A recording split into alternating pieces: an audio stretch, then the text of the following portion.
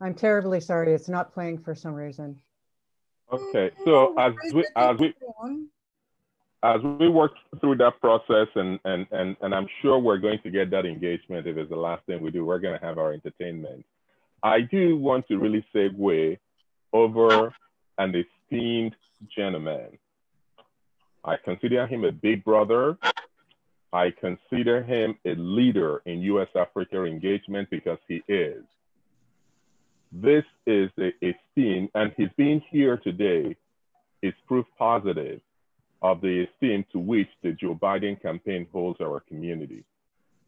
This gentleman was the former ambassador of the United States to Africa Union, where he worked with all heads of state in Africa to forge a better path for Africa and the United States, to forge areas of agreement between Africa and the United States, to build value for Africa and the United States. Today, as he has always done throughout his career. I should also mention that the gentleman that I'm about to introduce to you organized the first Heads of State Summit between the presidents of the United States and the presidents of Africa, the presidents of the 52 African countries. That is at the level with which he has worked through his career to build the bridges between our ancestral country and the United States. This is why he's here again today, continuing to build that bridge, even as we walk behind him and walk across that bridge and strengthen those partnerships and those relationships. He's here today because the Joe Biden campaign values our community. He's here today because he's one of us. He represents the best of us. He has worked to pave ways so that we can have this platform.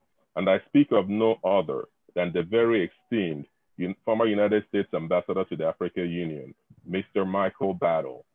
The floor is yours, sir. Thank you so much, Felix and Janine. I want to, first of all, congratulate this exceptional committee for the work you're doing to elect Joe Biden and Kamala Harris. And just to make a comment about why this is so significantly important. Prior to Donald Trump coming into the White House, there was a 24-year period of time, 8 years in Clinton, 8 years of Bush, and 8 years of Obama, where Africa was on the front burner, where attention from Democrats, Republicans, and independents focused on the growth and development of the African continent. Donald Trump came in and flipped the switch and not only moved away from positive engagement in Africa, but intentionally started a path of negative rhetoric about the continent of Africa. The reality is that the African continent represents the future of planet Earth in terms of population, in terms of academic skills, in terms of natural resources, in terms of the power and persuasiveness of the personalities who are on the African continent. The members of the African diaspora have the opportunity to show, in a way that has never been shown before, the power of the African diaspora vote. And just to say a word about why that vote is so powerful, there are people in the African diaspora that represent all of the nations on the African continent, not just talking about sub-Saharan Africa, but Northern Africa as well. The number of people who can be engaged to vote in this country, who are American citizens, who are from the continent, and also who have the capacity to encourage other American citizens who happen to live on the continent now, that through Democrats abroad, voting abroad, and Americans voting abroad, they can also vote in this election. Felix has been actively engaged not only as a co-host of this event, but on the Africa Steering Committee that is helping to develop policies that will eventually emerge in the new White House.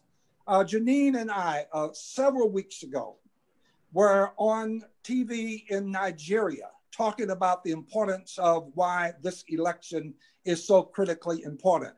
There are members from the diaspora community who are on my committee and on various other committees throughout this campaign.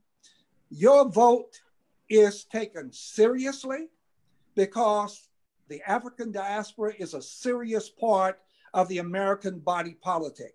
So please stay engaged, vote in great numbers. Let no one discourage you from voting. The future of this great democracy is in your hands, and the future of Africa's development is in your hands. Let's win this thing, not only for Joe Biden and Kamala Harris, but let's win this thing for all of us. Thank you so much, Felix and Janine. Thank you, Ambassador Battle. First for your leadership throughout the years, the fact that you have helped us to keep Africa and the diaspora front and center within the U.S. body politic. We really are grateful for all that you've done, for your presence with us here this evening to encourage us to move forward, to move on. And as you say, let's make